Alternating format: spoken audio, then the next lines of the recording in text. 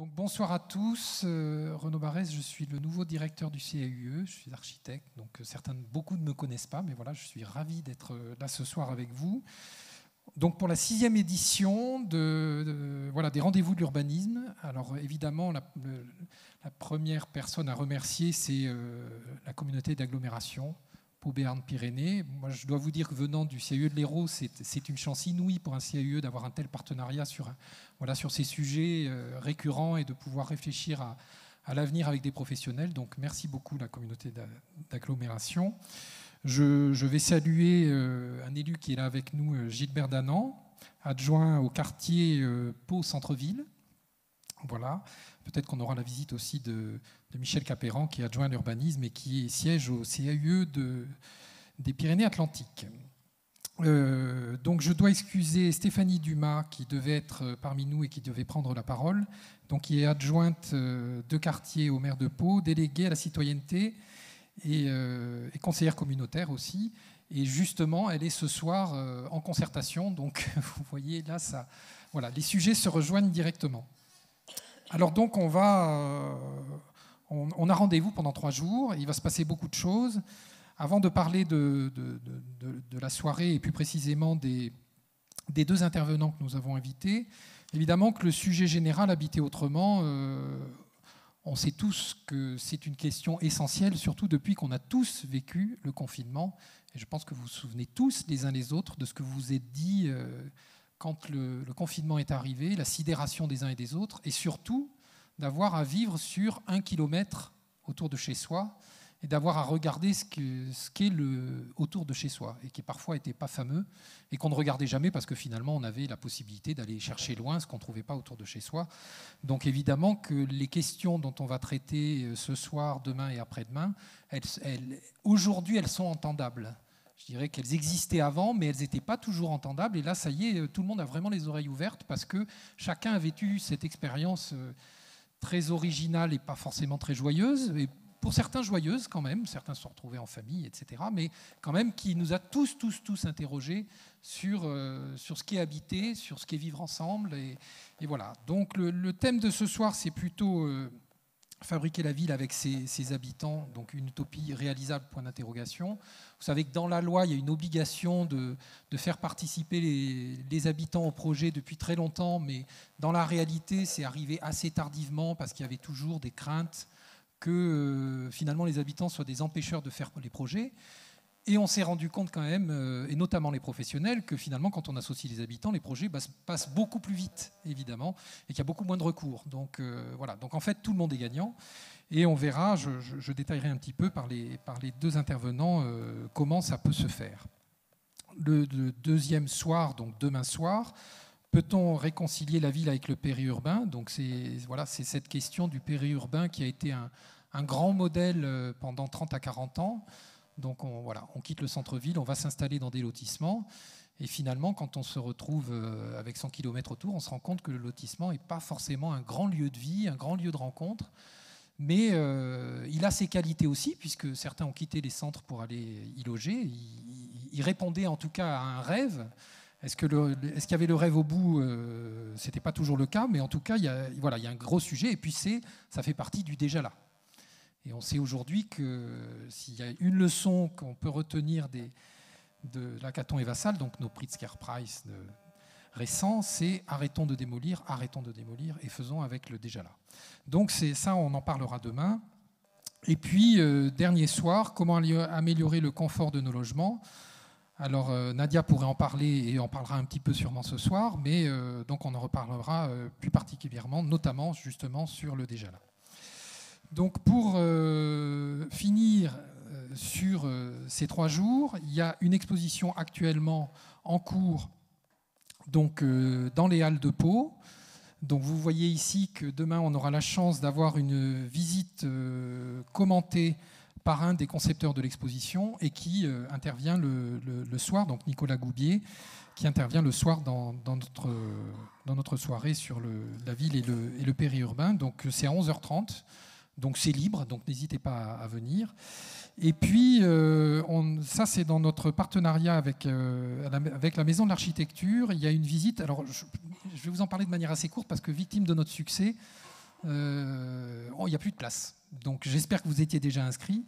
Donc il y a la visite donc le 24 novembre à 14h30 de la maison familiale multi-usage, la maison Laraillé à Bizanos. Voilà, donc je remercie évidemment la Maison de l'Architecture pour ce partenariat. Donc pour ce soir, on a donc 2 intervenants que nous avons invités. Antoine Card, qui est architecte, cofondateur de l'agence EO, et qui va nous parler d'un projet particulier et extrêmement riche qui se situe à Bordeaux, où il y a eu la construction par un bailleur social, Aquitanis, qu'on verra le 3e jour. Donc quelque chose de très original, c'est que généralement, évidemment, quand on fait des logements sociaux, on n'associe pas les habitants puisqu'on ne les connaît pas, on ne sait pas qui va venir. Les logements sociaux sont quand même destinés, en théorie, à être dans un parcours, et donc les habitants sont censés y rester pas forcément très longtemps, même si la réalité n'est pas du tout celle-ci, on le sait tous. Donc j'irai un petit peu plus loin, mais donc... et puis on a Nadia Samy, que j'avais eu la chance d'écouter quand j'étais encore directeur du CIE de l'Hérault il y a très peu de temps, puisque je suis arrivé en octobre, et donc à Montpellier au mois de juin, où les architectes avaient fait les rendez-vous de l'architecture, et l'avaient invitée, et déjà elle avait bien secoué la profession, et c'était bien utile. Et donc j'en reparlerai, mais elle va nous parler de son approche sur les usages et la psychosociologie, donc le bien-être dans le bâtiment ou sans le bâtiment, parce que parfois c'est le bâtiment qui provoque le mal-être, mais voilà, elle en parlera aussi. Et évidemment qu'elle a beaucoup travaillé sur Pau et sur le quartier de Biscarrosse, donc là c'est en plus Saragosse. Voilà. Saragosse. Donc voilà, nous, ça nous avait fait énormément envie quand elle nous en avait parlé à Montpellier. Donc je suis ravi d'être à Pau et de pouvoir et d'être allé le visiter. Et elle-même y est retournée, donc elle va pouvoir nous parler de ce qu'on fait rarement les architectes, de pouvoir le avant et le après et comment ça vit. Donc Antoine Card, donc je vais vous donner la parole. Vous avez 30 à 40 minutes. Donc j'ai vu que vous faites partie des architectes qui sont entrés dans la profession très tôt après leur diplôme, donc avec votre épouse qui est paloise, voilà, comme ça on fait le lien direct. Et donc vous allez nous parler de ce projet, et dans ce que j'ai lu dans votre approche et vos travaux, j'ai vu que votre travail consistait à répondre au pourquoi. Donc voilà, vous nous direz quand même ce sujet-là. Donc voilà, il y avait cette question dont j'ai parlé, donc le grand plaisir, j'imagine, pour un architecte de pouvoir travailler sur ces sujets des logements sociaux avec les habitants, et on voit la très grande richesse que ça a produit. J'ai vu aussi sur votre site internet que vous étiez allé voir comment s'était passé le confinement dans ces lieux-là, et ça aussi c'est riche d'enseignements. Et je vais vous donner la parole. Voilà.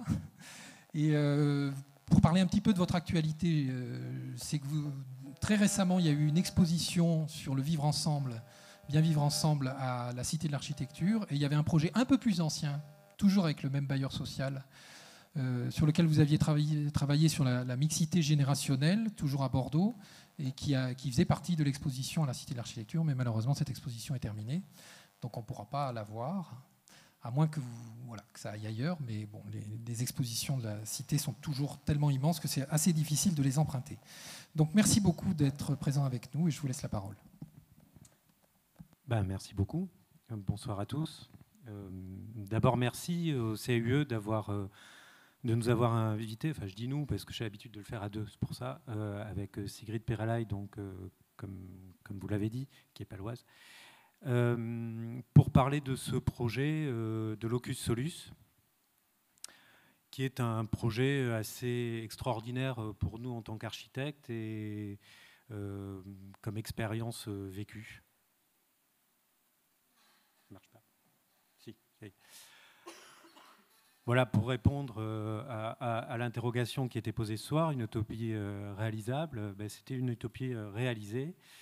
Et donc, c'est à l'origine de ce projet, il y a un bailleur, donc Aquitanis, et un homme, Bernard Blanc, qui était directeur général de cet office, qui, parce qu'il a l'habitude de visiter les appartements de ses locataires, il est invité par ses locataires et il a parcouru pas mal d'appartements, s'est rendu compte un beau jour que finalement les habitants, naturellement, modifiaient leur lieu de vie. Et au fil du temps, ils modifiaient leur appartement, ils abattaient des cloisons, ils changeaient des trucs, etc.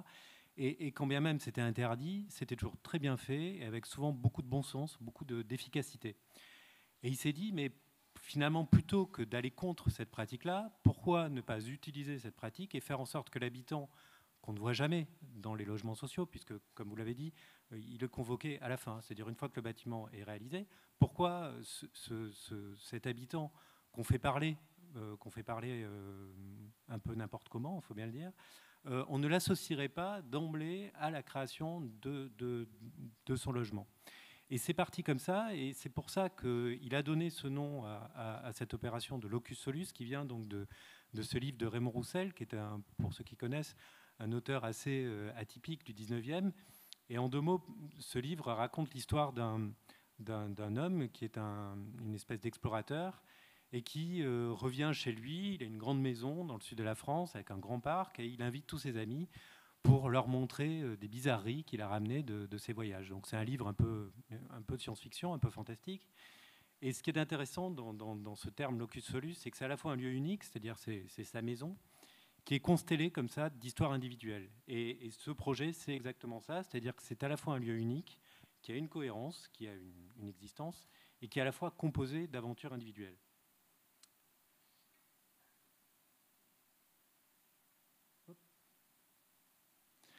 Voilà, donc il y a au départ eu un cahier des charges dans lequel il y avait ce tableau de Magritte, avec l'idée de dire qu'on n'allait pas faire un bâtiment de logement. Ce n'était pas l'objectif. L'objectif, c'était d'aller beaucoup plus loin, et c'était d'aller vers l'habité, c'est-à-dire de pousser un peu les murs, de voir un peu ce qui se passait en dehors du logement, et de faire comme ça une série d'allers-retours entre l'espace public, pourrait-on dire, et l'espace intime. Donc nous, quand on a vu cette annonce, c'était un appel d'offres, forcément, ça a forcément piqué notre curiosité, puisqu'on avait eu un précédent déjà avec Aquitanis sur une résidence intergénérationnelle. Et à la fois, on s'est dit, faire du logement social en participatif, compte tenu des contraintes qui existent dans le logement social et dans la production du logement social, en gros, ça va revenir à choisir la couleur de la faïence, s'il y a de la faïence. Donc ça nous a un peu tracassé, cette affaire, et on s'est dit, il faut absolument trouver du jeu. Et on a repensé à ce dessin de Winnicott, donc, qui était un précurseur dans la pédopsychiatrie, sur, je pense que ça doit vous parler, sur le jeu et le sens du mot jeu, qui en plus en anglais, il y a 2 termes. Et nous, ce qui nous a intéressé, c'était le jeu dans le sens de respect des règles qui sont données, mais il y a dans le sens aussi de prendre du plaisir. Et puis il y a un autre sens qui est de donner du mouvement, de donner de la liberté. Et donc, ce qu'on a cherché d'emblée, au moment de l'appel d'offres, ça a été comment on peut trouver de la liberté dans un programme de logement social. Et donc, on est parti sur cette idée de jeu, en se disant, mais comment trouver du jeu ? Hop. Excusez-moi, je m'habitue. C'est vers où ? Pour revenir, voilà, hop. Voilà. Donc le projet se situe au Grand Parc. Donc le Grand Parc, je ne sais pas si tout le monde connaît, c'est une cité qui a été construite dans les années 60 pour les rapatriés d'Algérie et qui a la particularité donc d'être, comme beaucoup de grands ensembles, constitué de bars et de tours, mais de bénéficier aussi d'un niveau d'équipement qui est assez important. À l'époque, ça s'appelait la grille Dupont. Excusez-moi. Pardon, il faut que je vise en fait, peut-être. Allez-y. Ouais. Allez-y, je vous laisse la main. C'est participatif. Voilà, donc là, il y a une série de photos du Grand Parc. Celle-là, elle date des années 75. Donc, c'était vraiment, ces années-là, avec cette espèce de positivisme de ces zones. Donc, c'est assez paradoxal parce que c'est à la fois un endroit qui est complètement à part dans Bordeaux. Ça ne ressemble pas vraiment à la ville historique, et qui à la fois est confronté à la ville historique et perméable aussi à la ville historique. C'est un endroit qui est extrêmement particulier, et qui en plus a une densité qui est assez élevée, tout en ayant des espaces verts extrêmement vastes et relativement qualitatifs. Voilà, donc le site du projet, c'est en haut à gauche. C'est sur une frange du Grand Parc. L'objectif plus global d'Aquitanis et de la mairie à l'époque était aussi de densifier cette zone, puisqu'elle est dense, mais il y a encore pas mal d'espace, sachant que ça suscite pas mal de controverses. Nous, on est vraiment à gauche, vous voyez, on est vraiment au nord-ouest, sur une frange. Donc ce site, il se présente en fait sous la forme d'un parking. C'est vraiment un bête parking à l'origine. Sur la gauche, vous avez le domaine de Cluny, qui est un espace classé boisé, qui est absolument magnifique.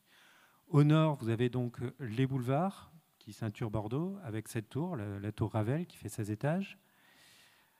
À droite, c'est-à-dire à l'est, vous avez la barre Odéon, qui est donc un immeuble qui fait une dizaine d'étages, si je me souviens bien, qui était en cours de réhabilitation au moment où le projet a été lancé. Et enfin, au sud, on a Thalia, qui est une barre. Donc c'est vraiment un parking tout à fait anonyme. Du moins, nous, au départ, on le perçoit comme ça. Et puis, on passe pas mal de temps sur ce parking, parce qu'on est aussi de l'école Lacaton-Vassal, hein, on a été à l'école avec eux. Et donc, on aime bien rester sur le site, on aime bien regarder ce qui s'y passe. Et au départ, je ne vous cache pas qu'on se dit c'est un parking, c'est un parking. Et puis, on a un chien, donc on se balade beaucoup, on y est resté quelques jours. Et puis, on se rend compte que quand même, ce parking, il y a des pratiques. Ce n'est pas un parking complètement anodin, c'est-à-dire qu'il y a des gens, parce qu'il y a une école juste à côté, donc il y a des gens qui vont chercher leurs enfants. Il y a des garagistes qui réparent des voitures sur le parking, parce que la voiture, dans ce domaine, c'est extrêmement important.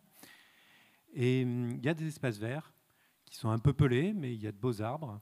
Et il y a somme toute une qualité, nous, ça nous a fait penser à Antoine Doinel dans les films de Truffaut. Il y a une qualité de cours, en fait. Ça ressemble à une cour. C'est-à-dire, il se passe toujours quelque chose. Il y a toujours un événement qui se passe avec les habitants qui, mine de rien, pratiquent cet espace-là parce qu'il a une fonction. Voilà, donc différentes vues. Et quand on regarde le programme initial, il y a l'idée que, dans la mesure où on va rajouter des logements dans cet endroit-là, on est obligé de rajouter des places de parking. Seulement, le problème, c'est que pour ajouter ces places de parking, on est obligé de créer un bâtiment parking qui lui-même va supprimer des places de parking. Donc il va falloir encore plus de places de parking. On se retrouve dans une situation complètement ubuesque où on se dit 30% du budget pour faire du parking, c'est un petit peu exagéré. Et là, on se dit que notre jeu, il doit être quelque part par là. Et en réfléchissant bien, en regardant et en mesurant, en se confrontant aux normes aussi, vous savez, en France, il y a des normes pour tout, il y en a aussi pour les parkings, on se rend compte qu'en fait, ce parking-là, il est trop grand. C'est-à-dire que si on l'optimise, si on réduit les places, si on réduit les allées, si on regarde aussi ce que les gens font naturellement, c'est-à-dire la manière qu'ils ont de se garer, en fait, toutes les places, on arrive à les rentrer relativement facilement. Et donc, on arrive au moment de l'appel d'offres où on jette comme ça un vague dessin où on dit, voilà, finalement, ce qu'on va faire, c'est que le parking, on va le laisser tranquille, hein, on va considérer que c'est déjà là, que c'est un territoire qui, en plus, a déjà connu une tabula rasa par le passé. On va commencer à stratifier, on va commencer à apprendre du passé, à avancer. Et donc, on laisse le parking comme il est, on redessine les bandes, on change la chaussée, mais on laisse le parking tel qu'il est. Et sur ce parking, on met un grand espace qu'on a appelé un parvis, sur lequel nous, on jette comme ça une programmation de ferme urbaine, parce que ça correspond aussi à nos sensibilités. Et puis, on dit, il y aura peut-être d'autres locaux, d'autres trucs. Et puis, à l'est de cet espace, on crée une structure, comme ça, au départ, pot-au-poutre. Ça, c'était vraiment le premier dessin, hein, dans lequel il y aura les logements qui seront desservis par des coursives, et point. Et ça, on met ça en débat avec les habitants en disant, voilà, nous, on apporte ça au débat, maintenant, c'est ouvert. Et donc, les habitants, en fait, Aquitanis les a recrutés, littéralement, c'est-à-dire qu'ils ont mis des mots dans les boîtes aux lettres, dans tout le Grand Parc, pour dire aux habitants, voilà, on va créer un bâtiment participatif, venez. Et donc, sur les 4000, je crois, habitants d'Aquitanis dans le Grand Parc, on en a une petite cinquantaine qui sont venus, une cinquantaine de familles, ce qui était déjà pas mal, et à qui on a dit, voilà, vous êtes logés par Aquitanis, donc vous êtes en sécurité en quelque sorte. C'était un projet quand même un peu expérimental, donc on ne maîtrisait pas trop les délais.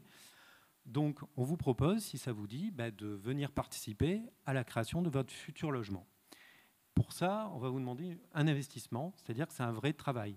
Et c'est un travail qui va être long, qui des fois ne va pas être drôle forcément. Et voilà, donc si ça vous intéresse, bienvenue à bord. Et donc on est parti dans cette aventure. Et la première des choses, c'est que nous, dans notre équipe, on avait un médiateur qu'on avait avec nous. Et c'est très important parce que nous, on ne sait pas parler aux gens en fait. On est architecte, mais on sait parler à une famille. Déjà, on a du mal, mais alors à 50 familles, on ne sait pas faire.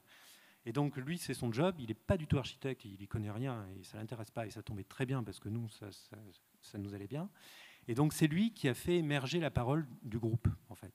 Et donc pour ça, on a commencé par une acculturation, c'est-à-dire que on a fait des soirées diapos, c'est-à-dire on a montré des bâtiments, des possibles, des choses qui ont été faites ailleurs, etc. Et puis un beau jour, on a pris une camionnette chez Aquitanis, puis on est parti à Rezé. On a été visiter la cité radieuse de Le Corbusier, où là, on a pu discuter aussi avec les habitants, voir comment pouvait se passer une vie collective avec ses avantages, ses inconvénients, etc., etc. Et on a fait une série de débats comme ça pour que collectivement, il y ait un certain nombre de principes qui soient édictés et qu'on arrive à avoir une espèce de constitution, on va dire, du bâtiment, en disant voilà, qu'est-ce qui vous intéresse? Et donc, très naturellement, en fait, petit à petit, il y a un certain nombre de thèmes qui ont émergé, qui sont des thèmes collectifs. C'est-à-dire que la primauté était au collectif, mais le particulier, évidemment, faisait partie du débat.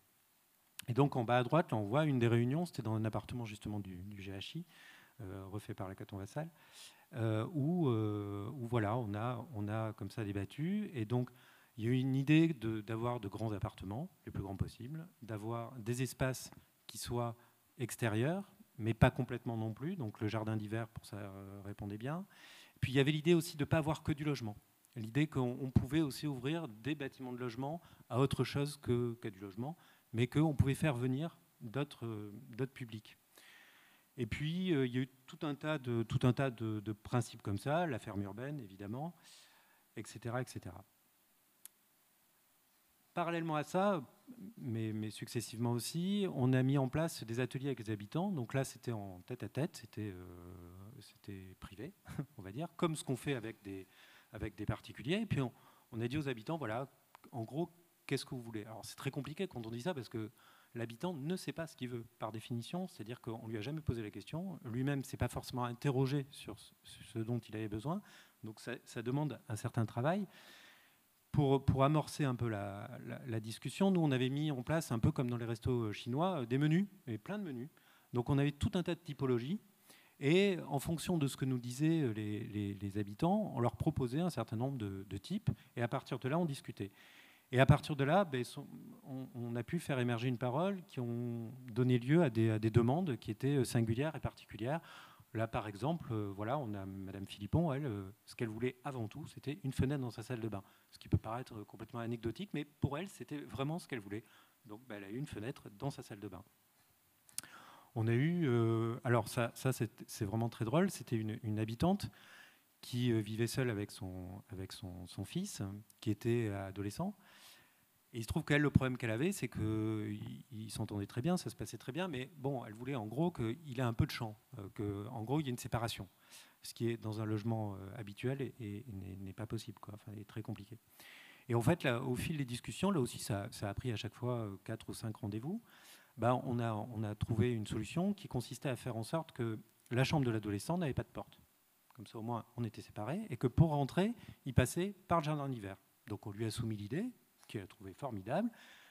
Et puis, voilà, du coup, on a un appartement normal, sauf qu'il manque une porte. C'est aussi bête que ça. Alors, c'est assez drôle parce que, évidemment, quand on a fait les plans, après, ils ont été révisés par Aquitanis pour un certain nombre de paramètres. Et ils nous ont dit, attention, vous avez oublié une porte dans le 405, je crois.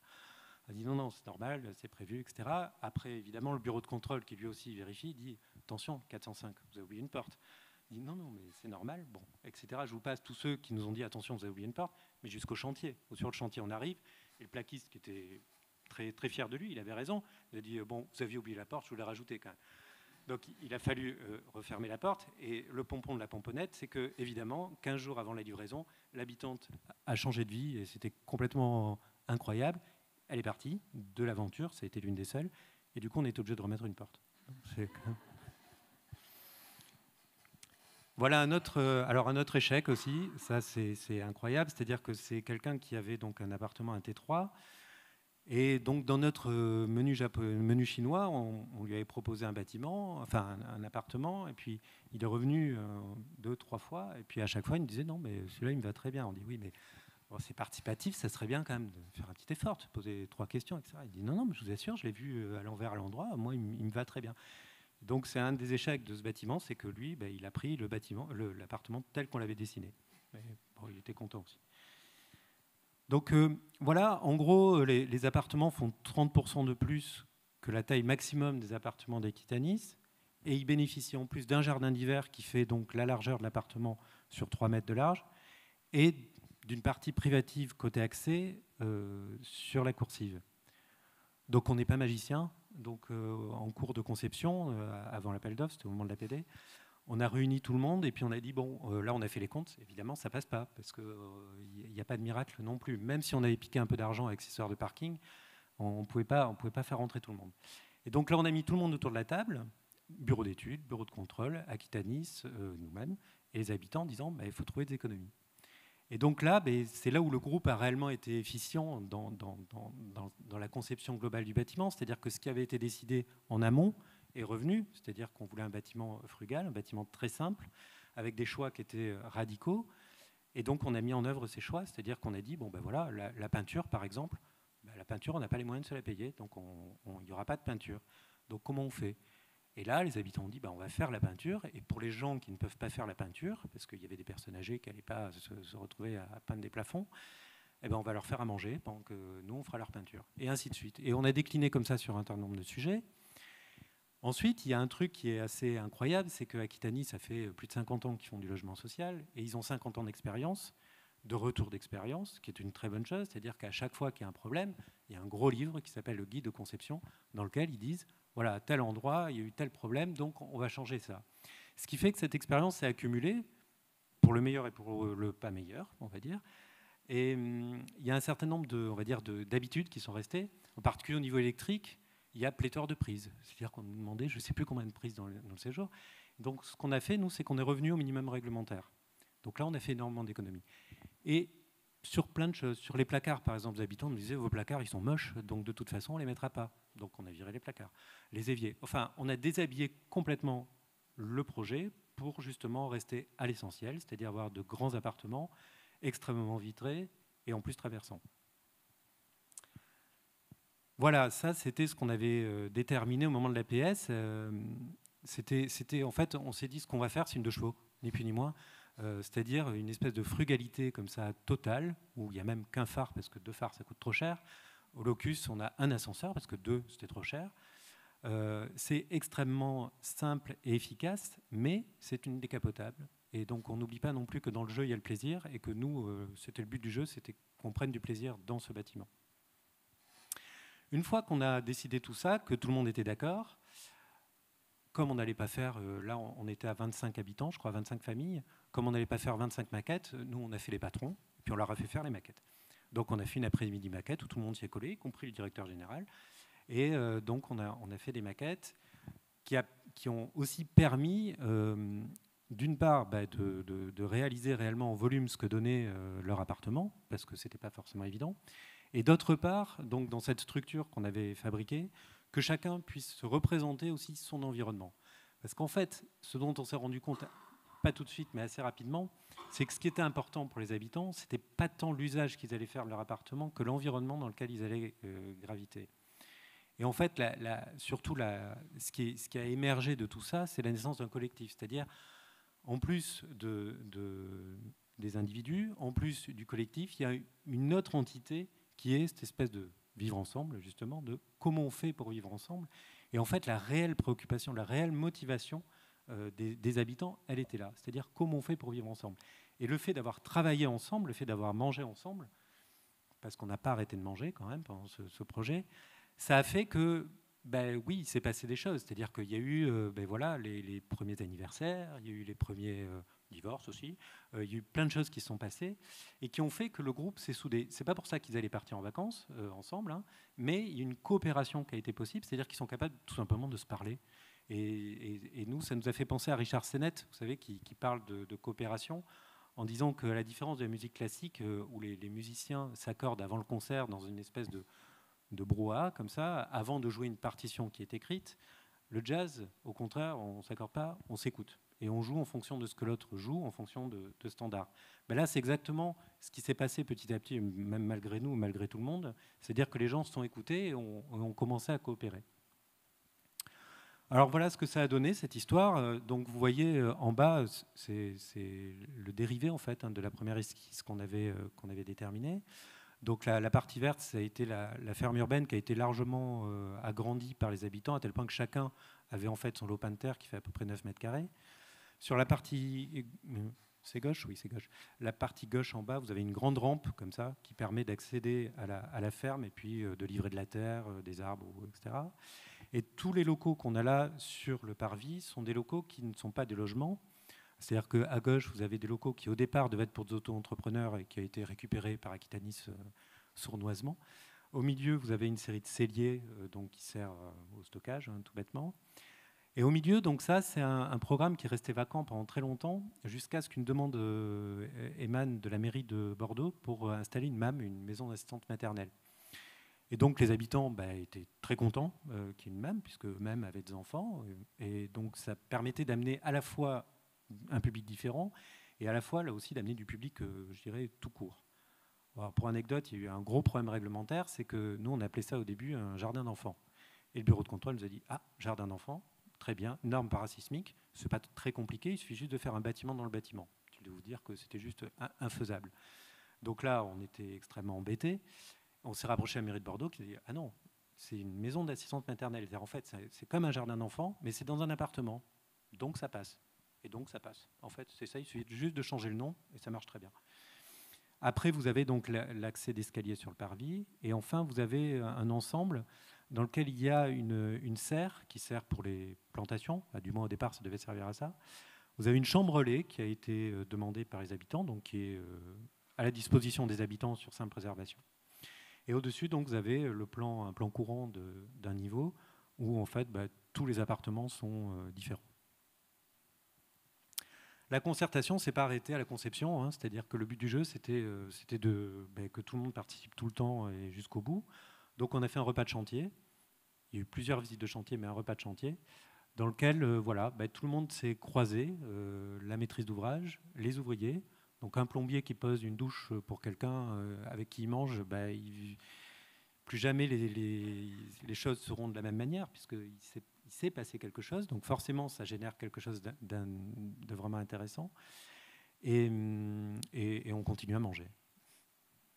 Voilà, donc ça, c'est en cours de construction. Donc ce qui est assez drôle, c'est qu'on a hérité aussi du début cette structure pot-au-pot, qui normalement est plutôt réservée au bureau ou au parking, et qui a un énorme avantage, c'est que si dans 50 ans, Aquitanis a envie de changer complètement le bâtiment, ça pose strictement aucun problème, puisque ça ne tient que par des poteaux et des poutres, comme son nom l'indique.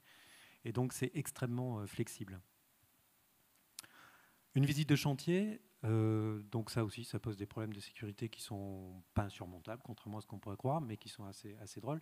Mais là aussi, c'est l'idée que les habitants se rendent compte que ce qu'on livre, ce n'est pas un produit fini. C'est du travail, c'est plein de détails, plein de soucis, plein de préoccupations. Et que ce qu'on juge, c'est un processus, ce n'est pas juste un produit fini. Et pour les ouvriers, c'est aussi, pour les compagnons, le fait de voir des habitants qui s'intéressent aussi à ce qu'ils font. Voilà, ça, c'était peu de temps, enfin, c'était, je crois, 1 an après la réception. C'est un bâtiment qui a été livré il y a à peu près 3 ou 4 ans, je ne sais plus trop. Donc, qui a considérablement évolué et sur lequel on revient très, très souvent. Donc là, on voit que la ferme urbaine a bien poussé, que le parking, lui, il a repris sa place de parking. Voilà, ça c'était juste après la réception. Voilà, donc le parking c'est devenu un sous-bois en fait, un peu, c'est-à-dire qu'il y a une part qui est à claire-voie comme ça, qui permet de laisser passer la pluie et la lumière. Et donc, oui, alors ça c'est très drôle, c'est qu'au moment où la première fois on est venu sur ce parking, il y a des enfants qui jouent au foot, et on se dit, mais si les enfants un jour pouvaient jouer au foot, ça serait quand même super.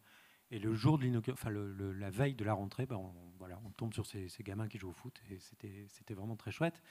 Et ce qui est assez drôle, c'est que les enfants étaient les gros impensés de cette concertation, c'est-à-dire qu'en en fait, tout simplement, on les a oubliés. C'est aussi bête que ça. C'est-à-dire que la majorité des familles qui venaient étaient des femmes, et que pour qu'elles puissent assister aux réunions très intelligemment, on avait mis en place une garderie, ce qui fait que les enfants ne les a pas vus. Et ça a été une énorme erreur, puisque finalement, on les a exclus avec plein de bonne volonté du processus. En fait, l'erreur n'a pas été très grave, dans le sens où ce qui est assez extraordinaire, c'est que c'est eux qui ont créé le lien de ce bâtiment dans le quartier, tout simplement parce qu'ils allaient à l'école, ils jouaient avec leurs copains, et que pour jouer, le Locus, c'est super, parce qu'il y a plein d'endroits où on peut jouer, faire des courses de vélo, de skate et compagnie, et que naturellement, les parents ont fini par se connaître, et que finalement, la greffe a prise aussi par les enfants. Ça, c'est une des bizarreries. Juste pour anecdote, c'est la loi handicap nous oblige à mettre un obstacle sous 2 mètres de haut pour éviter que les personnes malvoyantes se cognent contre l'escalier. Et donc, bon, un peu bêtement, au début, nous, on voulait mettre un garde-corps autour. Et puis Aquitanis a dit, ah, surtout pas de garde-corps, il va y avoir des canettes, des détritus, ça va être terrible. Donc on a réfléchi, on a fait cette espèce de butte en bitume qui permet aux canettes de rouler. Donc elles ne restent pas sous l'escalier et ça permet d'éviter de se cogner.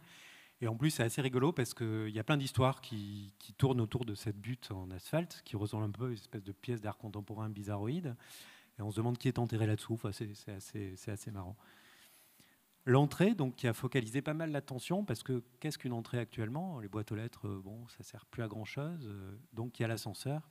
Et l'ascenseur, on attend l'ascenseur puisqu'il n'y a qu'un ascenseur. Alors, on a pris un ascenseur haut de gamme, mais il n'y en a qu'un quand même. Donc on l'attend. Pour l'attendre, il faut un banc. Et ce banc, voilà, la question c'est est-ce qu'il est dehors, est-ce qu'il est dedans? Est-ce que finalement, il crée aussi une espèce de lien entre l'intérieur de ce bâtiment et l'extérieur? Et il y a un miroir pour se regarder. Voilà, c'est l'arrivée ça, sur le parvis, donc qui donne sur l'espace boisé dont je parlais au début. Voilà, c'était juste avant la rentrée des habitants, donc il y a un arbre qui poussait. Ça, donc, c'est à partir de l'espace classé boisé, où on a ce bâtiment qui émerge, qui est extrêmement vitré. Voilà, ça, c'est le contre-champ, hein, donc c'est ce qu'on voit à partir du parvis. Et donc ça, c'est assez rigolo. On a déjà dit qu'on était parti du déjà là. Il y avait des candélabres et on a absolument tenu à ce que les candélabres restent là où ils étaient. Donc on a amené les candélabres, qui sont d'origine. Voilà la maison d'assistance maternelle, donc avec les enfants qui sont contre le jardin, à la ferme urbaine. Voilà, ça c'est une vue un peu extérieure. Et voilà, les enfants qui se sont appropriés les jardins, qui sont extrêmement pratiqués par les habitants. Voilà, qu'on voit là. Donc toutes les parcelles sont individuelles, ça a été un grand débat, ça aussi, qui a donné lieu à une commission, parce que pour tous les problèmes, en fait, on est vraiment très français là-dessus, on a fait une commission. Donc il y a eu des commissions pour à peu près tout, y compris pour les poules, qu'on va voir après, et pour les toilettes sèches, parce qu'il y a des habitants qui voulaient des toilettes sèches. Et ces des commissions ont eu un intérêt incroyable, parce que déjà, elles ont fédéré des groupes, et qu'ensuite, elles ont abouti réellement sur des propositions qu'on a mis en œuvre. Ça, donc, c'est ce qu'on appelait Loki, c'est la partie qui devait être pour les auto-entrepreneurs, et donc qui a été récupérée par Aquitanis pour faire des expositions, des débats et du coworking. Ça, ce sont donc les coursives de distribution qui sont très très larges, hein, qui font plus de 3 mètres et qui sont divisées en 2, comme vous pouvez le voir. Alors la partie à droite, c'est la partie publique, où là, il est strictement interdit de poser quoi que ce soit. C'est la partie qui appartient à Aquitanis, on ne touche pas. La partie à gauche, par contre, est privative. C'est ce qu'on appelle le jardin d'été, c'est-à-dire que quand il fait chaud, voilà, là vous voyez, ils ont mis 2 chaises et une table, et puis ils prennent le frais.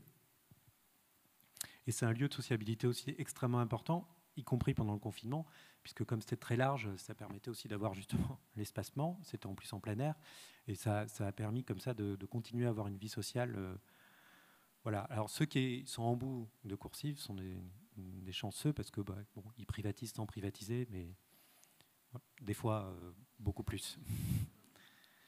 Voilà les appartements. Donc ça, c'est un appartement, c'est un duplex, c'est un T3 qui fait 85 mètres carrés, je crois, sans le jardin d'hiver. Donc voilà, c'est extrêmement simple comme finition. Vous voyez, le béton est brut. Et les duplex ont la particularité d'avoir des planchers intermédiaires qui ont été faits en structure métallique et bois. Voilà, ça c'est un duplex, c'est un T5, je crois. ça c'est un petit T2. Vous voyez, c'est une finition très très simple, avec chacun qui l'a aménagé. Les jardins d'hiver sont devenus la pièce supplémentaire, ça on s'en doutait. Voilà, ça c'est un T2 aussi. Et ça, donc, c'est le contre-champ en fait, de l'autre façade. C'est un peu la vie mode d'emploi, c'est-à-dire que chacun expose un peu ce qu'il a envie d'exposer. Voilà la rampe qui sert beaucoup pour les vélos, surtout. Voilà, donc là on a une pratique de ferme urbaine. Et les poules, issues de la commission poules. Et toujours des enfants qui font du vélo, qui font plein de choses. Là aussi, c'est intéressant. C'est-à-dire que, les enfants qui courent, etc., ça fait du bruit. Il y a des gens qui travaillent la nuit, ça crée des problèmes. C'est pas un problème. Ils se connaissent, ils en parlent, et en fait, la solution a été trouvée. Voilà, donc ça, c'est une façade. Alors celle-là, évidemment, elle nous pose problème, y compris chez nous, chez EO. Est-ce qu'il faut laisser une façade comme ça, dans un état pareil? Est-ce qu'il faut la laisser vivre sa vie? Ou est-ce qu'au contraire, il faut régenter? Avec Aquitanis, on a décidé que non, on n'allait pas mettre de règlement, qu'après tout, c'était participatif, et que si les gens avaient envie d'exposer leur vélo ou leurs vêtements, après tout, on n'avait pas non plus une autorité nécessaire pour le dire. Voilà, ça c'était une vue 2 ans après, je crois. Voilà, c'est fini. Merci.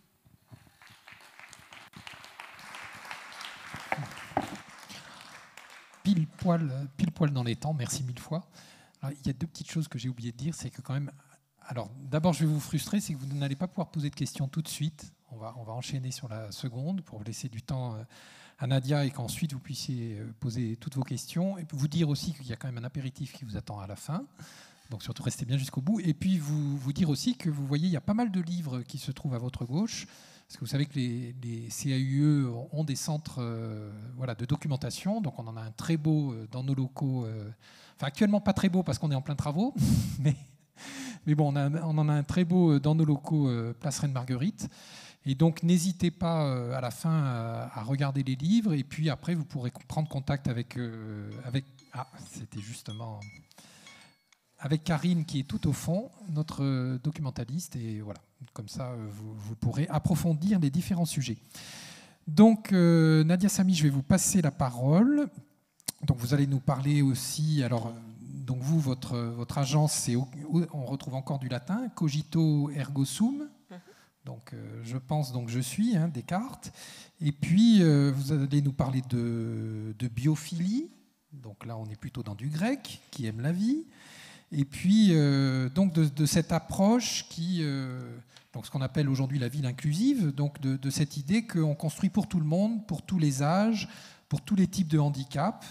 Alors, on peut imaginer que beaucoup d'entre nous pensent que nous n'avons aucun handicap. Le premier handicap aujourd'hui, c'est qu'on se promène tous comme ça, avec un smartphone, et qu'on ne regarde absolument plus ce qu'on fait. Et j'ai vu que le niveau d'accidents en ville a énormément augmenté à cause de ça. Donc voilà, tous ces points.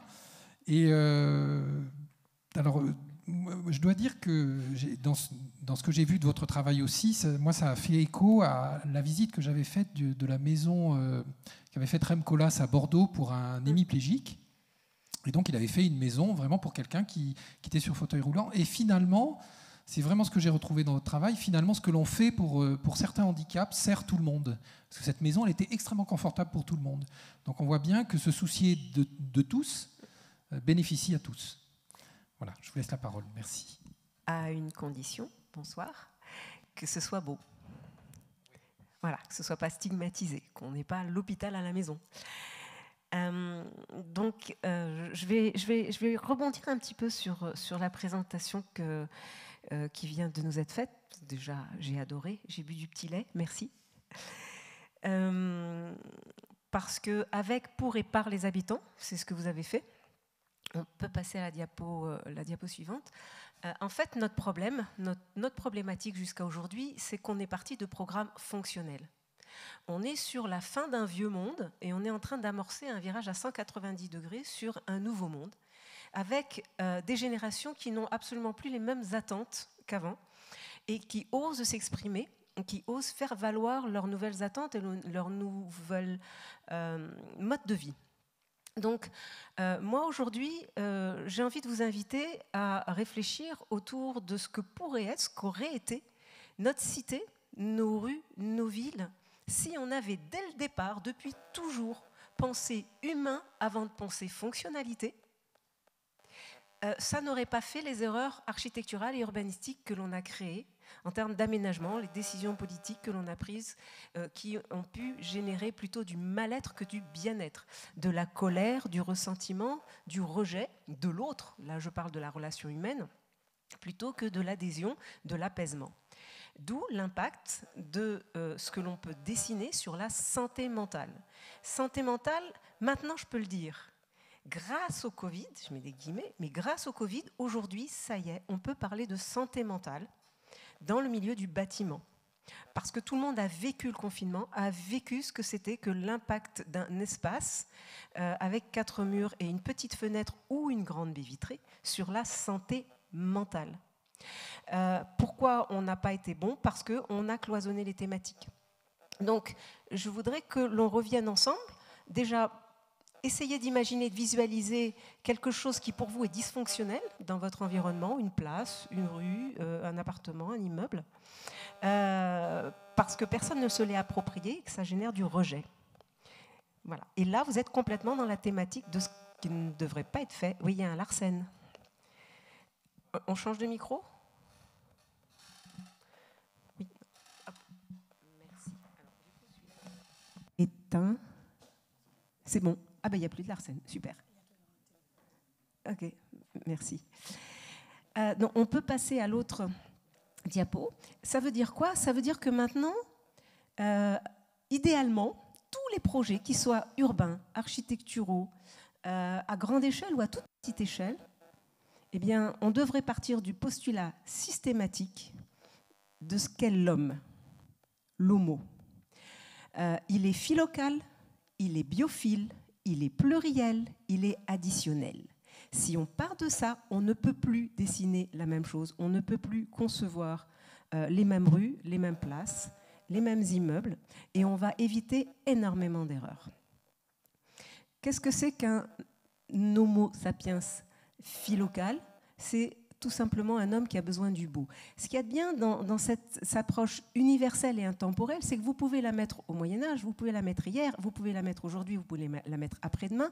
Nous sommes définis par ces 4 mots. Simplement. Pour être bien, nous avons besoin d'être entourés de beau. Le beau, vous allez me dire, c'est subjectif. On en débattra une autre fois, sinon on n'est pas couché. Mais moi, je veux bien vous garder jusqu'à 4 heures du matin, il n'y a pas de problème. On est tous biophiles. On est tous faits de 60% d'eau minimum. D'accord? Donc, on est tous rattachés à la biodiversité. Notre corps, c'est de la biodiversité. Si on nous regardait au microscope, on verrait que, bon, ça vous plaît ou pas comme image, mais ça grouille de partout. Nous sommes biodiversité. Nous sommes biophilie.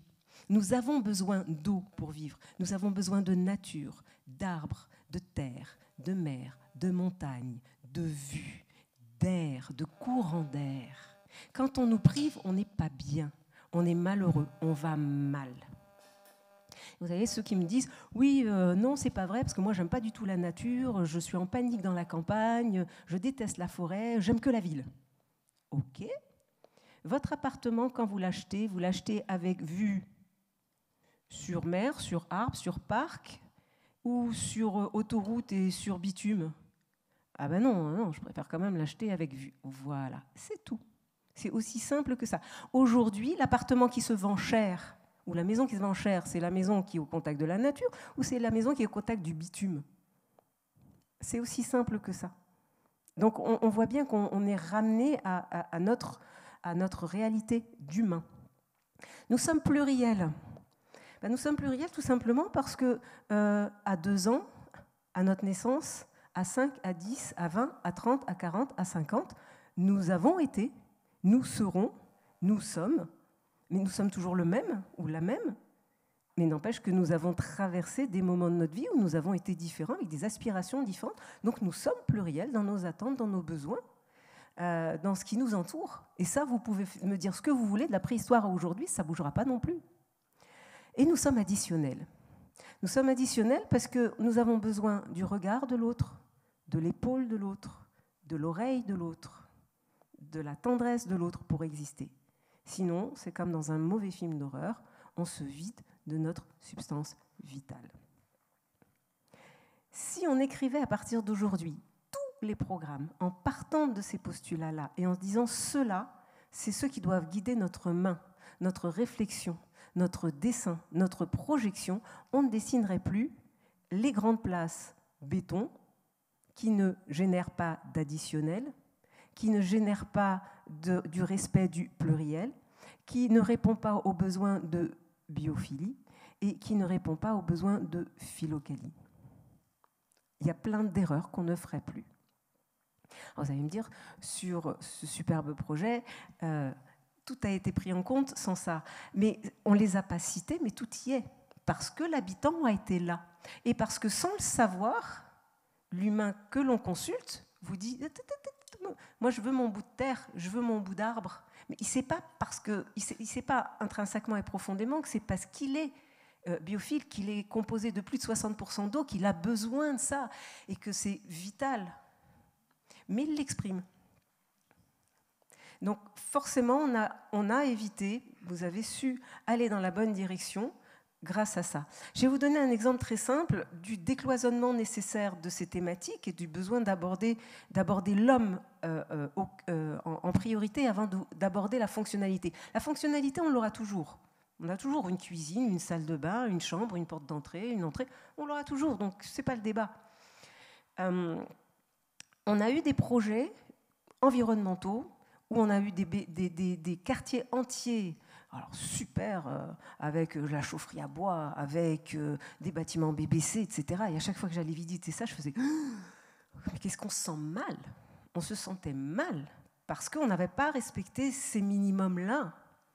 Et en conférence, mon voisin qui présente ce document, un des immeubles qui était là, son PowerPoint, et qui explique à la fin que c'est BBC, c'est génial, c'est extraordinaire, c'est novateur, mais qu'il ne comprend pas pourquoi personne ne veut venir y vivre et qu'ils ont fait déplacer plein de gens qui vivent dans des bars HLM des années 50, 60, 70 et que tout le monde a préféré retourner dans sa bar en payant énormément de taxes d'électricité et de chauffage plutôt que de venir ici où ils avaient à peu près 0 charge à payer. Ben, tout simplement parce que les fenêtres, c'était des fenêtres timbre-poste et que là, on a des fenêtres toute surface, c'est la première chose. Quand on est philocal et qu'on est biophile, on a besoin du ciel, on a besoin des oiseaux, on a besoin du bleu, on a besoin de l'eau qui nous vient du ciel, on a besoin de lumière. On a parlé de l'air qui est brassé, mais on a besoin du courant d'air et de la lumière. Et quand vous faites des fenêtres timbre-poste sous prétexte de faire de l'écologie, mais vous générez que du rejet. Personne ne peut adhérer, et personne ne peut adhérer à cette frugalité-là. Donc on est dans l'échec. Donc dans notre démarche climatique et frugale, il faut qu'on intègre ces données humaines. Si on intègre ces données humaines, on va réussir à amener l'homme à la frugalité. Tant qu'on n'intégrera pas ces données humaines, on aura toujours des rejets et de la non-adhésion à la frugalité. Donc du BBC, oui, mais avec de très grandes fenêtres, parce que l'homme, ça saurait s'il devait vivre sous terre et dans le noir. Non ? On peut avancer ? La méthodologie, on vient d'en parler énormément, on observe et on écoute. On écoute et on s'écoute. Donc on observe. Le mot réhabiliter a toute son importance, ça a été déjà dit et redit. Respecter l'homme, c'est respecter son histoire. C'est respecter l'espace, l'environnement dans lequel il s'est construit. C'est respecter son voisinage. Donc créer du neuf, loin, c'est dur, c'est violent. Et on s'est aperçu que sur les lois handicap, sur les lois vieillissement, qui sont prises de manière excessivement cloisonnée, et là, il faut absolument que les politiques s'en emparent pour décloisonner ces thématiques-là, eh bien, les personnes vous disent, c'est bien, hein, c'est bien, maintenant j'ai un bel appartement, il est propre, tout est super, je suis dans une petite unité, 3 étages, mais par contre, je ne connais plus personne, j'ai plus mon boucher, j'ai plus mon boulanger, et maintenant, je suis en train de mourir à petit feu d'isolement. Donc, la première chose, c'est effectivement d'arrêter de détruire, de respecter les lieux et de réhabiliter à la fois le bâtiment et par là même l'humain qui vit là. On ne peut plus penser comme avant, on est d'accord ? on est sur un grand virage, mais là, il va falloir que nous tous dans cette salle et tous ceux autour, qu'on soit architectes, bureaux d'études, décideurs, politiques, techniciens, on impulse, on défende, on le porte, parce que c'est en route. Mais, et encore, c'est en train de s'accélérer. C'est-à-dire que tous les sujets sur lesquels je bataillais depuis 10 ans, en 2 ans de Covid, j'ai réussi à gagner énormément de temps. C'est-à-dire tous ces mots qui étaient des gros mots, je peux les aborder aujourd'hui de manière frontale et on me dit oui, il est temps. Donc ça va beaucoup plus vite.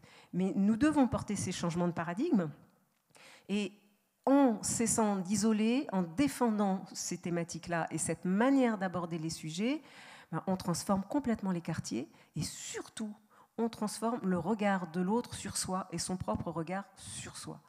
Moi aussi, je le vaux bien et je commence à sortir de « je ne vaux rien ». Mon quartier ne vaut rien, il n'est pas beau, donc moi je ne vaux rien non plus. Donc j'ai honte de moi, donc je ne vais pas sortir, donc je ne vais pas alimenter ma santé ou je ne vais pas maintenir ma santé. Rester en santé mentale, donc physique, ce n'est pas l'inverse. C'est la santé mentale qui va générer la santé physique. C'est notre principal objectif. Et si on met ça en chapeau, évidemment, on va traiter de tous les petits sujets, on peut passer, qui nous amènent à rester en santé. Alors, on est pluriel. On est pluriel et on est additionnel. On est pluriel dans notre état d'être et on est additionnel dans qui habite là. Ça aussi, il va falloir le rappeler énormément à tous les décideurs et les financeurs. 35% d'électronisme, c'est pas rien. J'ai un smartphone, mais je ne sais pas m'en servir si ce n'est pour téléphoner. Le reste, je ne sais pas faire. Je ne sais pas faire ma feuille d'impôt via Internet. Je ne sais pas faire. Et tout est en train de devenir dématérialisé. 17% de rupture numérique. Vous imaginez bien que sur certains quartiers, c'est bien au-delà. Donc je suis encore avec des petits téléphones. Et on a quelque chose qui est en train d'apparaître, c'est-à-dire que même ceux qui auraient les moyens d'être hyper connectés commencent à se déconnecter parce qu'ils commencent à considérer qu'il est insupportable d'être suivis et fliqués en permanence. 19% d'illettrisme en France, attention, 19% d'illettrisme en France, calculé niveau 5e. Je ne suis pas analphabète, je suis illettrée, je ne comprends pas ce texte. Les descendants, ah, ben madame, c'est des gens qui descendent des escaliers. Ok, c'est ça l'illettrisme. La précarité, on met beaucoup l'isolement, la solitude, le plan anti-solitude que la ville de Pau a mis en place autour de la personne âgée. N'oublions pas nos 40% d'étudiants, n'oublions pas nos parents isolés, n'oublions pas les aidants familiaux qui sont en très grande détresse et pour lesquels il y a eu enfin une loi qui est passée il y a 2 ans. Sur le vieillissement de la population, nous sommes la première génération à être 3, 4, 5 générations vivantes. C'est la première fois que nous vivons ça à l'échelle d'un territoire. Donc évidemment que ça nous fait changer la forme du territoire, la forme du mobilier, la forme de l'architecture, parce qu'on doit composer 5. Hier, j'étais sur le Palais de la Découverte sur Paris, où on est en train de reprojeter le nouveau musée qui doit ouvrir en 2025. Palais de la Découverte, particularité, on y vient en famille. Grand Palais, j'y viens tout seul, ou j'y viens avec des copains, des copines. Palais de la Découverte, c'est papy, mamie, maman, enfant. Donc avant, ils avaient l'habitude de papy, mamie, enfant, maman, enfant. Maintenant, ils se retrouvent avec arrière-grands-parents, grands-parents, parents, enfants qui viennent au musée. Et il faut, je pense, un musée avec des rythmes différents, des besoins différents, parallèles, où chacun doit pouvoir aller à son rythme, voir la même chose, mais sur des temporalités qui ne sont pas les mêmes. De la fatigabilité. Donc, comment je dessine le musée de demain ? Vous voyez bien qu'on n'est plus du tout en train de dessiner la même chose qu'hier. En termes d'approche, de médiation, et de muséographie et de scénographie, je ne peux plus proposer la même chose. Évidemment, le changement climatique. Qu'est-ce qu'on s'est battu pour avoir des fontaines à eau ? Et comment aujourd'hui, du jour au lendemain, on se dit, mon Dieu, il nous manque des fontaines à eau partout. Mais la fontaine à eau, pas n'importe où, pas n'importe comment, puisque la fontaine à eau, quand elle n'est pas à l'abri, et que l'eau qui sort de la fontaine à eau fait 40 degrés, parce que dehors, en plein cagnard, il fait 45, elle ne sert à rien. Donc vous voyez, nous, on va réfléchir du plus grand jusqu'à la petite cuillère. On prend tous les champs. On prend tous les gens, tous les genres, tous les âges, Et parce qu'on a cette approche globale, on va pas être idéal, ne rêvons pas, mais on va faire moins d'erreurs. Et puis surtout, on va être beaucoup plus humain. Notre Covid qui nous a bousculés et qui nous a permis d'accélérer le mouvement. Quand je disais à la SNCF, il y a 20 ans, il nous faut des bancs, il nous faut des assises, en nous disant non, on va avoir des clochards, ça ne va pas être possible. Aujourd'hui, on a des salons partout, dans toutes les gares. Est-ce qu'il y a plus de clochards? Non. On a juste eu besoin d'attendre que des peurs se lèvent. Là, le Covid nous a permis d'aller plus vite et de faire lever des peurs, de faire lever des résistances que l'on avait sur toutes ces thématiques de la santé, de l'importance de la santé mentale. Et aujourd'hui, je vois fleurir partout des conférences sur la santé mentale. Mais la santé mentale en termes de politique sociale, mais pas encore d'architecture et d'impact du mur, de la rue, du dessin du trottoir sur la santé mentale. L'exercice que l'on a fait sur Pau, pour vous dire que tout ça, ce n'est pas que de la théorie, c'est de l'application, ça a été une commande sur Pau-Saragosse. Donc vous connaissez le quartier.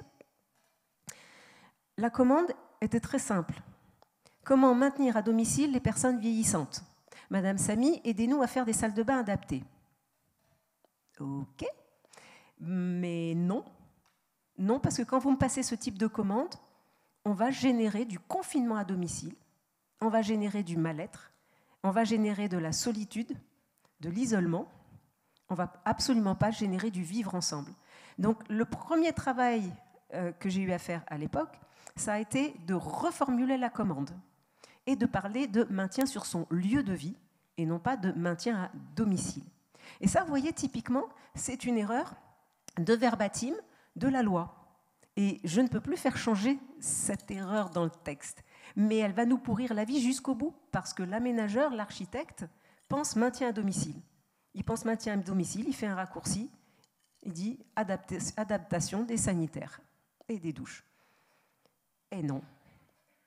Sur ce mot. Donc, maintien sur son lieu de vie, c'est vivre ensemble, c'est faire sortir, maintenir en mouvement. Et notre objectif pour maintenir en santé, c'est de maintenir en mouvement et de faire rencontrer les autres, donc en lien. Santé, mouvement, lien. Si on n'a pas ce triangle magique, on n'a pas un quartier qui fonctionne bien, un quartier qui vit bien, un quartier que tout le monde se réapproprie. Quand on a été appelé sur Saragosse, le quartier était en désuétude. Beaucoup d'appartements étaient vides, personne ne voulait y aller, il était fui, il était mal fréquenté, je ne sais pas, mais en tout cas, les gens avaient peur de le vivre et ne voulaient plus y aller du tout. Aujourd'hui, c'est l'inverse qui est en train de se produire. Parce qu'on a pensé de la petite cuillère à la plus grande échelle, ce qu'il fallait mettre en place pour aménager le mouvement, le lien, le vivre ensemble. Donc la santé. On a aménagé quoi? D'abord, ça a été réfléchi avec pour et par, évidemment. Il y a eu des concertations, mais toujours pareil, à l'échelle d'un quartier de 14 000 habitants, ça a été 70 personnes à peu près qui étaient là tout le temps. C'est déjà pas mal. Mais ça reste un petit cercle. Et puis surtout, il faut les accompagner. C'est-à-dire que quand on leur pose la question de ce qu'ils veulent, qu'est-ce que vous voulez, ils sont effectivement incapables de l'exprimer. Donc on n'est pas sur qu'est-ce que vous voulez, on est sur quelle est votre Madeleine de Proust. Moi demain, si j'arrive et je dois vous refaire votre intérieur, votre maison, votre quartier, votre rue, votre immeuble, quelle est votre Madeleine de Proust? Qu'est-ce qui, quand vous étiez enfant, vous faisait du bien quand vous aviez un coup de tristesse? Les crêpes de maman, une odeur, une cuisine, un toucher, un goût, un nana, un doudou, un arbre, le jardin, les roses. Qu'est-ce qui, quand vous étiez ado, vous faisait du bien quand vous avez un coup de mou? Vers quoi vous vous retourniez? Et quand on a cette approche avec l'habitant à l'intérieur de l'appartement, tout de suite, celui qui va vous dire moi, maintenant, en tant qu'adulte, ce qui me fait du bien, c'est ça. Mais oui, c'est vrai. en tant qu'enfant, ce qui me faisait du bien, c'était ça, eh ben, on va développer plutôt la cuisine, ou plutôt l'atelier de bricolage, ou plutôt la chambre, ou plutôt le coin bibliothèque. Et on voit qu'on ne commence plus à dessiner le même appartement. Mais parce qu'on les a invités à se remémorer ce qui leur faisait du bien, pour se maintenir en santé mentale. Donc c'est la petite astuce pour l'intérieur comme pour l'extérieur. Cette Madeleine de Proust, on l'a utilisée tout autant dehors que dedans. Qu'est-ce qui fait que vous allez bien? Qu'est-ce qui fait que vous aimez et que vous... Qu'est-ce qui fait que dans ce quartier, vous réussissez à vous faire du bien, alors que pour le moment, le quartier, il n'est pas appétissant, il n'attire pas un regard gourmand. Tout simplement, les mini-places, et on nous a tout de suite dit, on va faire des barbecues. On se retrouve avec les copains et on fait des barbecues dehors, donc des barbecues sauvages. Donc en plus, c'est dangereux parce qu'on risque de faire prendre feu à tout le quartier, etc. Donc qu'est-ce qu'on a fait? On a recréé des parcours doux, des parcours de santé rapide et des parcours de santé lents, et puis qu'on a ponctué de petites placettes où on retrouve un barbecue officiel canalisé en béton. Et on retrouve le coin pique-nique à côté, avec juste à côté l'espace enfant et puis l'espace ado. Vous avez vu beaucoup d'élus, beaucoup de villes qui s'intéressent aux ados. C'est très compliqué d'obtenir des espaces ados. Et l'ado, il fait des bêtises si on ne lui donne rien. Mais si on lui donne, il ne fait plus de bêtises. Il fait des bêtises parce qu'il s'ennuie. Donc à nous aussi d'intégrer toutes les tranches d'âge et tous les besoins et de décliner tout ça. Donc si je pars du très très large sur ce quartier, on peut peut-être avancer. Voilà, on retrouve ici le choix, le mouvement, la rupture contre l'isolement. Quand on repart de très très loin dans ce quartier, on avait une énorme, si vous vous souvenez, une énorme voie centrale, excessivement large, avec des voitures qui passaient très très vite. La première chose qu'on a demandé à faire sur ce quartier, c'était de supprimer cette frontière, parce que c'était vraiment une frontière. Quand je suis vieillissant, je suis plus lent, mon parcours de vie se rétrécit, et traverser cette rue pour aller au marché en face était tout à fait impossible. J'avais pas le temps, j'avais peur de me faire renverser. J'arrivais au milieu que la voiture redémarrait de l'autre côté. Et on voit aussi aujourd'hui toute la réussite du projet et du quartier, toute l'énergie du quartier a totalement changé parce que cette grande frontière n'existe plus. C'est une rue où on est obligé de rouler à pas, et c'est une rue où on a rehaussé sur tous les trottoirs périphériques la chaussée à hauteur des trottoirs et non plus d'abaisser les trottoirs à hauteur de la chaussée. Ça fait toute la différence parce que ça permet de maintenir en sécurité les enfants et toutes les personnes qui on va avoir un pas plus lent.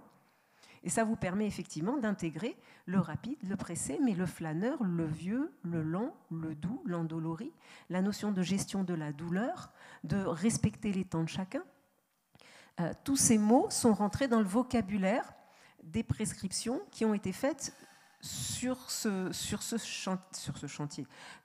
quartier, sur tous les chantiers de ce quartier, qui sont des mots complètement nouveaux pour le milieu du bâtiment. Et pensez à l'endolorie, voilà, pensez à la différence, pensez à l'endolorie, c'est nouveau. Pensez au lent, c'est nouveau. Soyons clairs, la société, depuis les années 60-70, c'était des lignes droites pour aller le plus rapidement possible d'un point A à un point B, ramener les gens à la maison, ils mangent, ils dorment, ils se lavent, ils retournent bosser. Et aujourd'hui, on est sur un renversement générationnel où les octogénaires nous disent « Moi, il n'est pas question que vous me fassiez le coup qu'on a fait aux générations précédentes de la même tranche d'âge que moi. » Les nouveaux, les jeunes disent « Moi, je ne suis pas défini par mon métier. » Jusqu'à aujourd'hui, puisqu'on est sur la fin du vieux monde et le début du nouveau monde, on vous disait « Alors, tu fais quoi dans la vie ?» Et c'est ça qui vous définissait. « Ah bah oui, moi je suis ceci ou moi je suis cela parce que j'ai telle profession. » Aujourd'hui, parler avec les nouvelles générations, c'est « T'as fait quoi ce week-end ?» Je ne suis plus définie par mon métier, je suis définie par ce que je fais de ma vie et de la qualité de vie que je m'offre. Et ça, c'est un grand bouleversement. Donc, à travers ça, on voit bien que de la même manière, on est attendu autrement sur ce qu'on va dessiner et produire. Le coworking qui a été encore plus boosté par le Covid, vous y trouvez quoi dans le coworking ? Vous y trouvez le salon avec les autres. Parce que dans les espaces de coworking, je ne sais pas si vous avez bien regardé, mais c'est le salon comme à la maison quand même.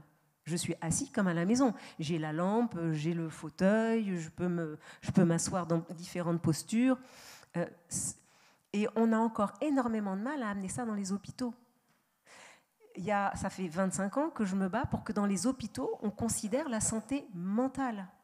Et enfin, en Suisse, pas en France, mais c'est déjà ça, une femme a réussi à faire comprendre qu'il était important pour se soigner, pour aller mieux, d'être en contact avec l'extérieur. Quand je dis je me bats depuis 20 ans sur les hôpitaux, je me bats juste pour qu'on ait des allèges super basses et qu'on ait des vues sur la nature, sur le ciel, sur les oiseaux, etc., etc. Le droit au silence ou le droit au bruit choisi, le droit à la vue. Et elle a démontré, cette étude a démontré, et elle a créé une fondation là-dessus, enfin, que grâce à cela, des gens qui étaient considérés comme fin de vie condamnés ont gagné énormément de temps de vie. Parce que, vu sur l'extérieur, et que le contact avec la nature fait que vous allez mieux, vous guérissez plus vite. Mais le salon à l'hôpital, c'est la même. Au lieu de nous faire du sky, beige, taupe, mettez-nous de la couleur, de la lumière, mettez-nous des ouvertures, et les gens vont mieux. Et on le voit à domicile. On a mené une étude sur l'ambulatoire. Tout à l'heure, rapidement, on a vu la notion d'ambulatoire. La notion d'ambulatoire, elle a énormément d'importance sur ce genre de détails-là. Que ce soit le vieillissement, l'ambulatoire, la petite enfance, le climatique, tous ces détails y répondent.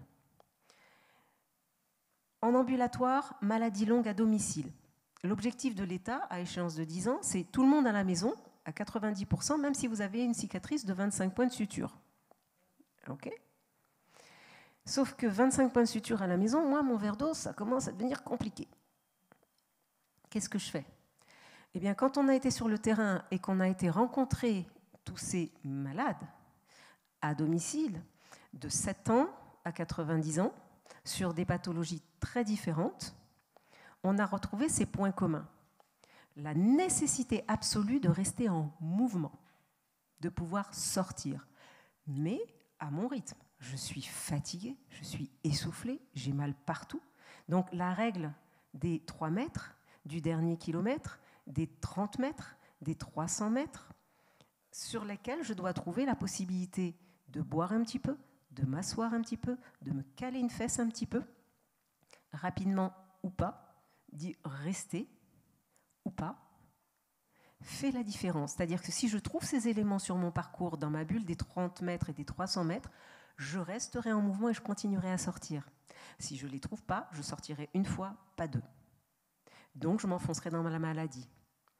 Pareil, en vieillissement, si je ne les trouve pas, je sortirai une fois, pas 2. Donc je m'enfoncerai dans la maladie. Etc., etc., etc. La honte, c'est la même chose. Donc on va au pied des gens, on va aux gens, les halls de partage, les pieds d'immeubles de partage. Quand j'ai honte, quand je ne le vaux pas, quand je ne vaux rien, vous lui dites, et ça a été un grand débat sur Saragosse, vous lui dites, le quartier il fait 1,4 km. Et on me dit, on va créer à l'ARR un pôle santé et une conciergerie. Très bien, vous allez avoir ceux qui habitent dans les 30 mètres, ceux qui habitent dans les 300 mètres, mais vous n'aurez jamais ceux qui habitent à 1,4 km. C'est trop loin, ce n'est pas pour eux, ça ne leur parle pas. Donc on doit d'abord aller chercher les gens par la main, les prendre par la main, et sur les travaux et les études qu'on a faites, on a effectivement pris parfois 3 ans à les faire sortir. La première année, on amène le truck santé, ou truck food, ou truck épicerie, ou truck bibliothèque au pied de l'immeuble, ou au pied du quartier.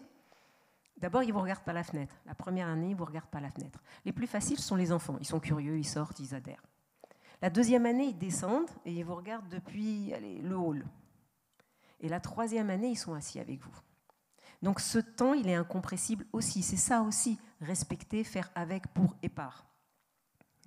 Mais pour amener le truck, il nous faut tous ces équipements. Il me faut le point d'eau et la prise électrique. Et puis après, il faut qu'on puisse décliner ça à l'échelle de toute la ville de Pau. C'est-à-dire, OK, Saragosse commence à devenir exemplaire. Cet après-midi, j'ai vu 2-3 erreurs, donc il va falloir que je les fasse passer rapidement pour que ce mobilier urbain qui coûte très cher, qui du coup ne sert à rien, ne soit plus prescrit et ne soit plus mis en place. En l'occurrence, ce sont les appuis sciatiques de l'os sciatique, qui sont tellement hauts qu'on a perdu toutes les populations qui en ont besoin. Et ils servent à peu près à personne, parce que même moi qui ai essayé de monter dessus cet après-midi, j'ai pas pu. J'ai les pieds dans le vide. Donc ça coûte très cher à la ville et c'est inefficient. Donc on doit revenir là-dessus. Vous voyez à quel point on va du plus large. Priorité, réduire la largeur de cette frontière. Et puis le détail, l'appui sciatique au droit de la traversée piétonne pour que je prenne ce temps et que je puisse reprendre un souffle avant de pouvoir traverser pour aller faire mon marché. Ou que je puisse m'appuyer, prendre un souffle à l'intérieur de mon hall de partage, mon fameux triangle de mouvement et de lien. Mon premier triangle de mouvement et de lien, c'est mon appartement, ma boîte aux lettres, les containers. Il y en a, c'est la seule sortie qu'ils font. Donc quand on me dit tout est dématérialisé, il n'y a plus de lettres dans les boîtes aux lettres, moi je dis bravo les startups qui ont tout compris et qui font du papier avec des mails pour que les personnes continuent à recevoir une lettre dans la boîte aux lettres. En gros, vous avez des startups qui prennent votre mail, qui le transforment en carte postale et qui le renvoient dans une boîte aux lettres. Parce que c'est la seule motivation qu'ont les gens pour rester en mouvement. Donc dans le mouvement, il y a quoi? Il y a ce qu'on met en place pour qu'ils puissent rester en mouvement, mais il y a surtout le désir. C'est à nous d'alimenter le désir de sortir. Et ce désir d'aller vers... Non, de rester en lien. 5 minutes, ok, je vais très vite. On l'a vu tout à l'heure, c'est bien de travailler avec, pour et par les habitants, mais ça ne peut pas marcher si on ne fait pas le lien avec les élus, si on ne fait pas le lien avec l'ANRU, si on ne fait pas le lien avec les contenus du PLU.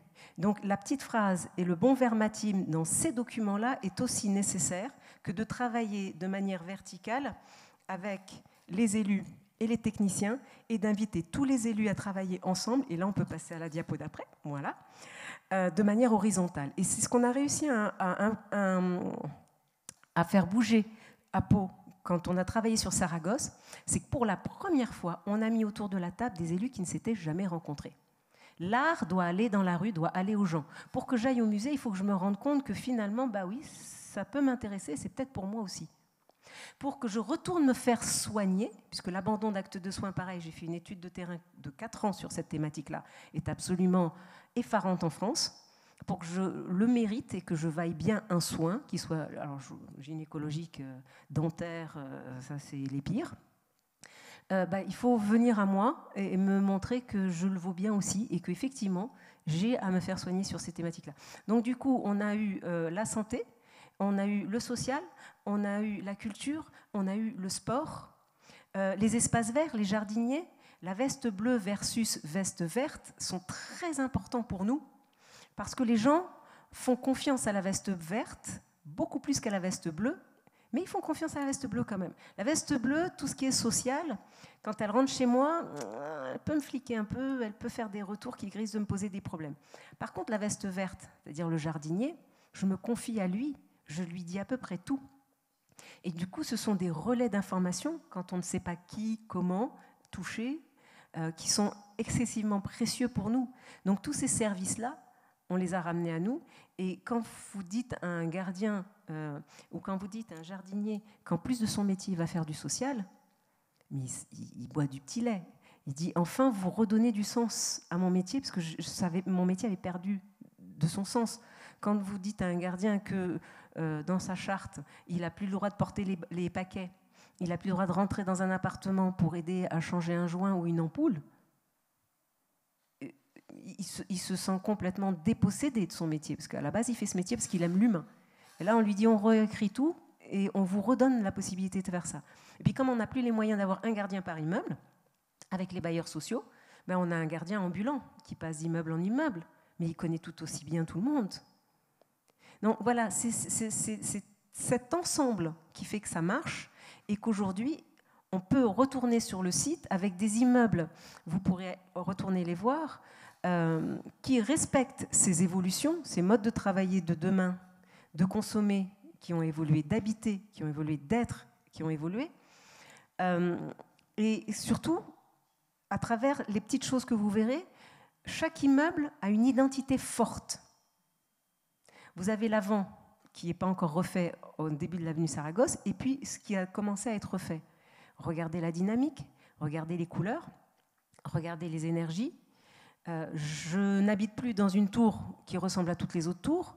Ma tour, c'est la tour Star Wars, c'est la tour noir et blanc. Ma tour, c'est la tour verte, c'est la tour il y a plein de plantes. Ma tour, c'est la tour design.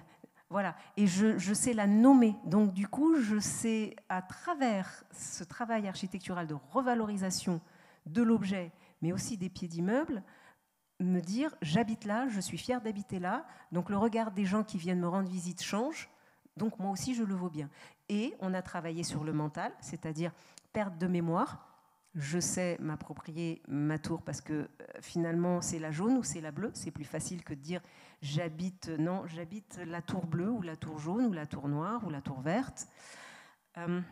J'ai travaillé donc sur le vieillissement, j'ai travaillé sur l'étranger ne maîtrisant pas les langues du pays, j'ai travaillé sur la personne ayant un handicap mental léger, où je ne vais pas lui dire rue 3, rue 2, c'est pas possible. Par contre, tu vas voir quand tu vas arriver, c'est la grande tour avec l'architecture en fer, ou la grande tour avec que des miroirs en façade, et qui est juste à côté de la tour noire et blanche. Et on rentre, on n'infantilise pas quand on fait ça. C'est comme quand on va dans un musée où vous me dites « Ah, mais on fait des cartels pour ceux qui ne savent pas lire ». Ça ne nous empêche pas d'avoir des cartels en pâte de mouche pour ceux qui ont besoin et qui ont envie d'aller très très loin dans la réflexion. La seule chose, c'est que là, on rattrape tous ceux qu'on avait oubliés jusqu'à présent. Et on a quelque chose de complet. Le très intellectuel et le beaucoup moins. Le très érudit, le très débrouillard, le très rapide, le très volatile, et puis celui qui a besoin qu'on soit différent et qu'on amène les territoires, qu'on soit amené à traiter les territoires différemment. Je crois qu'il faut que je me taise. Ok.